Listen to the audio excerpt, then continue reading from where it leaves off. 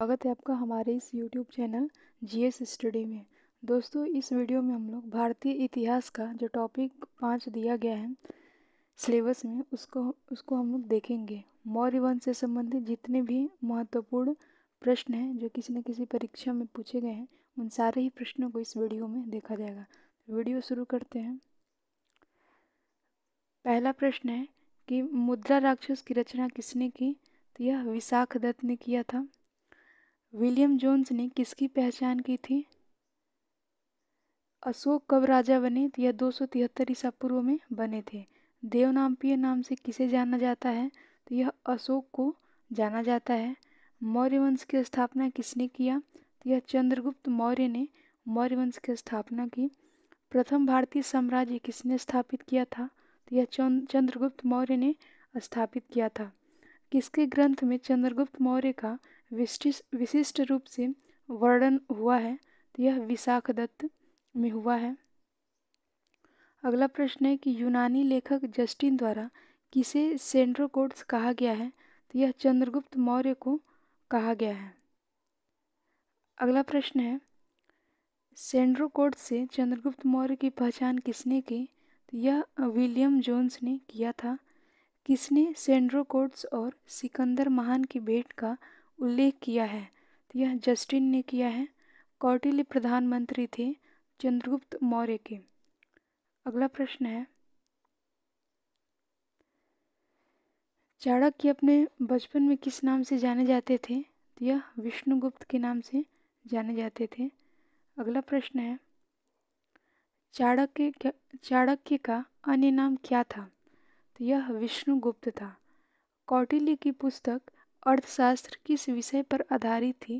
तो यह शासन के सिद्धांत पर आधारित थी। राज्य के सप्तांग सिद्धांत के अनुसार राज्य का 7वां अंग कौन था? तो यह मित्र था। कौटिल्य के अर्थशास्त्र में किस पहलू पर प्रकाश डाला गया है? यह राजनीतिक नीतियाँ। किसकी तुलना मैकियावेली के प्रिंस से की जा सकती है? कौटिल्य का अर्थशास्त्र। अगला प्रश्न है किसके शासनकाल में डिमेकस भारत आया था? तो यह बिंदुसार के शासन में आया था।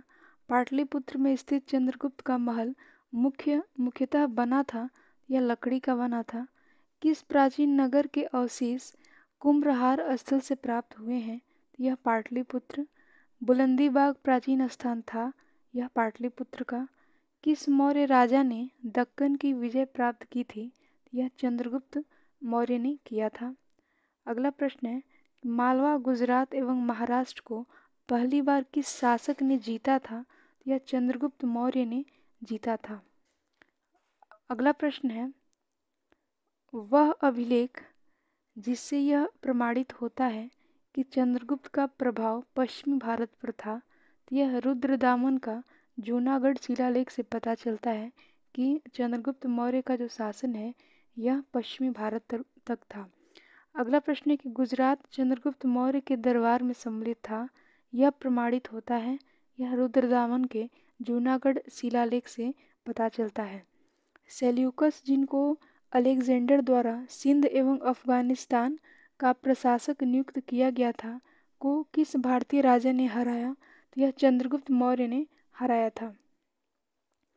अगला प्रश्न है चंद्रगुप्त मौर्य ने सेल्यूकस को किस वर्ष में पराजित किया? यह 305 ईसा पूर्व में पराजित किया था। किसने सहिष्णुता, उदारता और करुणा के त्रिविध आधार पर राजधर्म की स्थापना की? तो यह अशोक ने किया। कौन सा क्षेत्र अशोक के साम्राज्य से सम्मिलित था? तो यह अफगानिस्तान, बिहार और कलिंग, यह अशोक के साम्राज्य में सम्मिलित था। अगला प्रश्न है अशोक के निम्नलिखित अभिलेखों में से किसमें दक्षिण भारतीय राज्यों का उल्लेख हुआ है? यह द्वितीय मुख्य शिलालेख में हुआ है। अगला प्रश्न है कि भारत का प्रथम अस्पताल एवं औषधि बाग निर्माण किसने करवाया? यह अशोक ने करवाया था। अशोक ने बौद्ध होते हुए भी हिंदू धर्म में आस्था नहीं छोड़ी, इसका प्रमाण किसमें मिलता है? तो यह देवनाम्पीय की उपाधि से पता चलता है। अगला प्रश्न है अशोक के राज्यकाल में तृतीय बौद्ध समिति होने का उल्लेख मिलता है, यह दीपवंश और महावंश से प्राप्त होता है। अशोक के शासनकाल में बौद्ध सभा किस नगर में आयोजित की गई थी? पाटलिपुत्र में। मौर्य शासक बौद्ध धर्म के अनुयायी थे। अशोक और दशरथ रजयुग थे। मौर्य शासन में अधिकारी। सार्थवाह किसे कहते थे? तो यह व्यापारियों के काफिले को सार्थवाह कहा जाता था। अगला प्रश्न है, कौन सा अधिकारी मौर्य प्रशासन का भाग नहीं था? तो अग्रहारिक जो है यह मौर्य प्रशासक का कोई भाग नहीं था। सारनाथ स्तंभ का निर्माण कराया था अशोक ने। किसे सर्वश्रेष्ठ स्तूप मानते हैं? तो सांची के स्तूप को सर्वश्रेष्ठ स्तूप मानते हैं। सांची का स्तूप किस शासक ने बनवाया था? यह अशोक ने बनवाया था। अगला प्रश्न है कि तीर्थ यात्रा के समय सम्राट अशोक निम्नलिखित स्थानों पर गए, उन्होंने किस मार्ग का अनुगमन किया? तो वह पहले लुम्बिनी गए, फिर कपिलवस्तु, गया, सारनाथ, कुशीनगर और श्रावस्ती। अगला प्रश्न है कि अशोक के शिलालेखों में प्रयुक्त भाषा है? तो यह प्राकृत भाषा है। कौन सा अशोककालीन अभिलेख खरोष्ठी लिपि में है? तो यह शाहबाजगढ़ी जो है यह खरोष्ठी लिपि में है। पत्थर पर प्राचीनतम शिलालेख किस भाषा में थे? तो यह प्राकृत भाषा में थे। अगला प्रश्न है, ब्राह्मी लिपि का प्रथम उद्वाचन किस पर उत्कीर्ण अक्षरों से किया गया? तो यह पत्थर की पट्टियों पर किया गया था। अशोक के शिलालेख को सर्वप्रथम किसने पढ़ा था? तो यह जेम्स प्रिंसेप ने पढ़ा था। ब्राह्मी लिपि को सर्वप्रथम किसने पढ़ा? यह जेम्स प्रिंसेप ने पढ़ा। सम्राट अशोक के राजदेशों का सबसे पहले विकुटन किसने किया? यानी किसने सबसे पहले अशोक के राजदेशों को पढ़ा था? तो यह जेम्स प्रिंसेप ने ही पढ़ा था। अगला प्रश्न है, वह स्थान जहाँ प्राक अशोक ब्राह्मी लिपि का पता चलता है, तो यह अनुराधापुर से पता चलता है। अगला प्रश्न है कि प्राचीन भारत में कौन सी लिपि दाईं ओर से बाईं ओर लिखी जाती थी? तो यह खरोष्ठी लिपि जो है यह दाईं ओर से बाईं ओर लिखी जाती है, और जो ब्राह्मी लिपि थी वह बाएं से दाएं लिखी जाती थी। यानी ऐसे ब्राह्मी लिपि लिखी जाती है, और खरोष्ठी लिपि जो है यह दाएं से बाएं यानी इधर से ऐसे। ठीक है। अगला प्रश्न है कि अशोक का अपने शिलालेखों में सामान्यतः किस नाम से उल्लेख हुआ है? वह है प्रियदर्शी। अगला प्रश्न है, अभिलेखों में किस शासक का उल्लेख प्रियदर्शी एवं देवानाम प्रिय के रूप में किया गया? यह अशोक का। किस अभिलेख से अशोक को व्यक्तिगत नाम के उल्लेख मिलता है? तो यह मास्की अभिलेख से मिलता है। अगला प्रश्न है, अशोक का रुम्नदेही स्तंभ संबंधित है? यह बुद्ध के जन्म से। गुर्जरा लघु शिलालेख जिसमें अशोक का नामोल्लेख किया गया कहाँ स्थित है? तो यह मध्य प्रदेश के दतिया जिले में स्थित है। वह स्तंभ जिसमें अशोक ने स्वयं को मगध का सम्राट बताया है, तो यह भाब्रू स्तंभ लेख में बताया है। कालसी प्रसिद्ध है तो अशोक के शिलालेख के कारण। अगला प्रश्न है, उत्तराखंड में सम्राट अशोक के शिलालेखों की एक प्रति कहाँ मिलती थी? तो यह कालसी में मिलती थी। कलिंग युद्ध की विजय तथा क्षतियों का वर्णन अशोक के किस शिलालेख में है? तो यह शिलालेख 13वें में स्थित है। कलिंग युद्ध का विवरण हमें ज्ञात होता है, तो यह 13वें शिलालेख में। अगला प्रश्न है,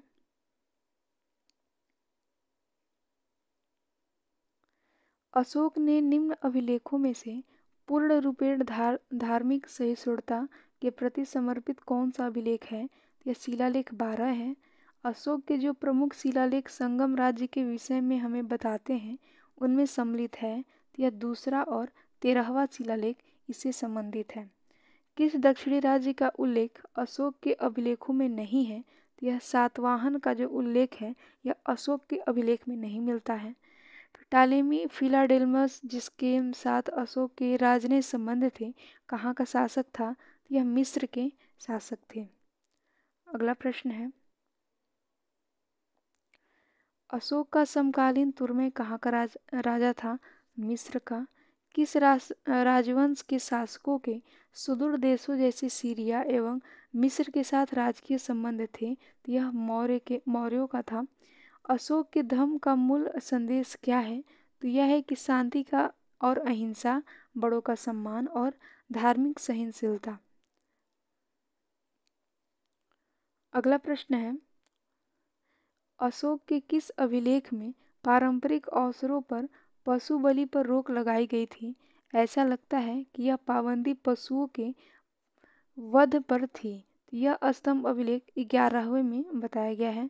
प्राचीन भारतीय अभिलेखों में से कौन सा एक खाद्यान्न को देश संकट में उपयोग हेतु सुरक्षित रखने के बारे में प्राचीनतम शाही आदेश है?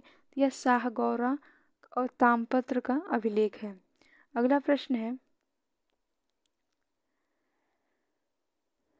प्रसिद्ध यूनानी राजदूत मेगास्थनीज भारत में किसके दरबार में आए थे? यह चंद्रगुप्त मौर्य के दरबार में आए थे।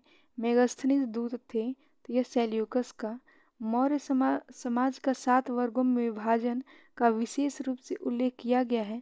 यह मेगास्थनीज की पुस्तक इंडिका में किया गया है। मेगास्थनीज ने भारतीय समाज को कितनी श्रेणियों में विभाजित किया? यह 7 श्रेणियों में विभाजित किया था। अगला प्रश्न है कि किस स्रोत में उल्लिखित है कि प्राचीन भारत में दास्तां नहीं थी? यह मेगास्थनीज की इंडिका में उल्लिखित है। मौर्य काल में टैक्स को छुपाने या चोरी के लिए इनमें से क्या दंड दिया जाता था? यह मृत्यु दंड दिया जाता था। वह स्रोत जिसमें पाटलिपुत्र के प्रशासन का वर्णन उपलब्ध है, यह इंडिका में। अगला प्रश्न है,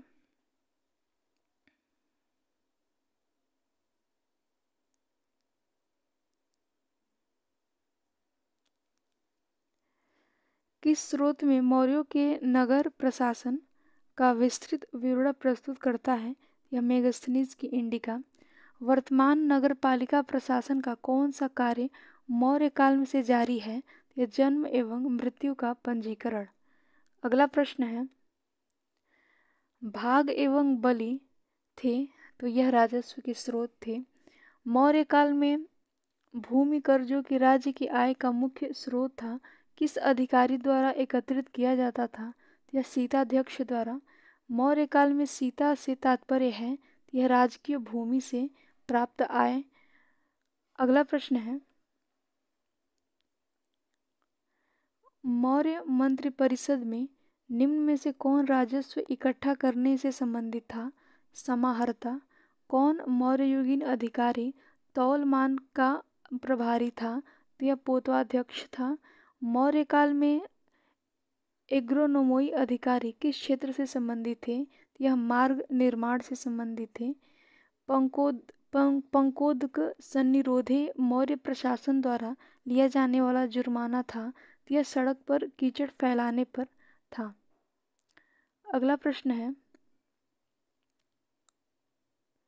मौर्य काल में शिक्षा का सर्वाधिक प्रसिद्ध केंद्र था, यह तक्षशिला था। कौटिल्य के अर्थशास्त्र के अनुसार मौर्यकालीन न्याय व्यवस्था में न्यायालय अस्तित्व में थे। यह धर्मस्थीय कंटक शोधन। भारत के सांस्कृतिक इतिहास के संदर्भ में इतिवृत्तों, राजवंशी इतिहासों तथा वीरगाथाओं को कंठस्थ करना किसका व्यवसाय था? यह मागध का था। अगला प्रश्न है, गांवों के शासन को स्वायत्त शासी पंचायतों के माध्यम से संचालित करने की व्यवस्था का सूत्रपात किसने किया? तो यह द्रविड़ों ने किया था।